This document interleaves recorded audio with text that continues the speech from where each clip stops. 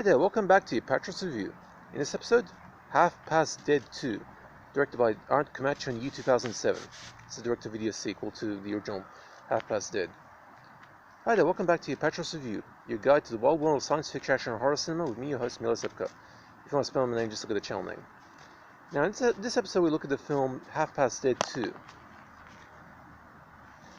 which is a direct-to-video sequel to the infamous Steven Seagal film from 2002. And this film was direct-to-video, came out in the US on DVD on the 15th of May 2007. And yeah, it doesn't have that great a reputation. Anyway, at first glance, this nondescript direct-to-video sequel to the infamous Steven Seagal PG-13 prison war flick, Seagal's last theatrical release before he went on to his infamous direct-to-video career, seems like an exercise in pointlessness and futility. Parent company Sony Pictures was renowned during the 2000s for making cheap direct-to-video sequels to just about any franchise they had in their possession, almost all of them being utter crap designed purely to make a quick buck, leaving an awful lot of DVDs unsold and unwanted, most going straight to the bargain bins. Seagal was unable to reprise his role as well, as Ja Rule keeping well away from the likes of this one, so the only people from the original film to reprise their minor supporting roles were Tony Plana, as tough as nails, considering what he went through in the first film, and this guy's justified for feeling untouchable. By the way, Justified was a working title for this film. Warden of New Alcatraz, and in the main role, so absurdly weak he got blown back from using a rocket launcher, even for that weapon is no blowback, prison artist Twitch. Cast aside him as a sidekick is Bill Goldberg, the former wrestler turned actor, who didn't quite get the break he needed to become an acting star, given the weirdly bad films he's starred in. By the way, there seems to be a weird coincidence here, because Goldberg had actually starred in the infamous Universal Soldier: The Return, whereas in the original Half Past Dead, one of the 49er mercs was played by Mo Battaglia, who played Van Damme's role in those two forgotten about, but not by me, Canadian-made Universal Soldier telepics. Does Andrew Stevens have a Unisol fetish?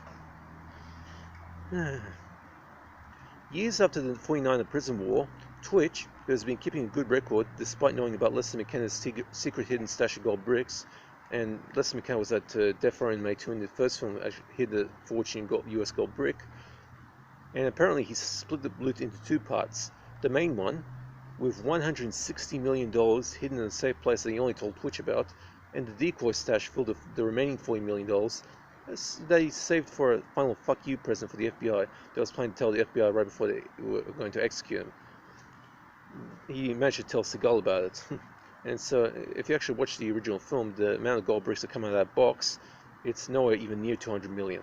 See, that pretty much clears up that goof. Now, and Twitch has learned that a fellow prisoner has learned about the location, he had overheard the conversation, and is planning to win a parole hearing in a month.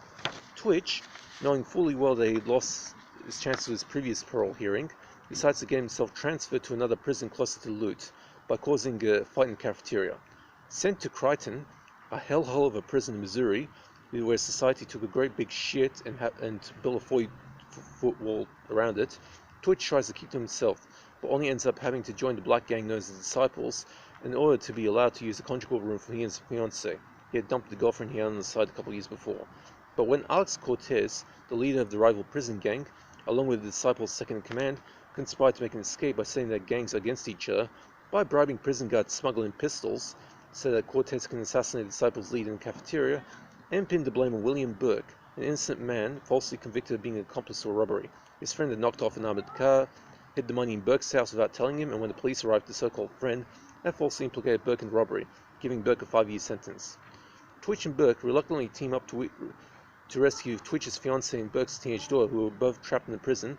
The ride came around visiting hours, and Twitch's fiancée waiting in the conjugal room, and Burke's teenage daughter unable to get out before the prison goes into lockdown, and also to defeat Cortez and clear their names.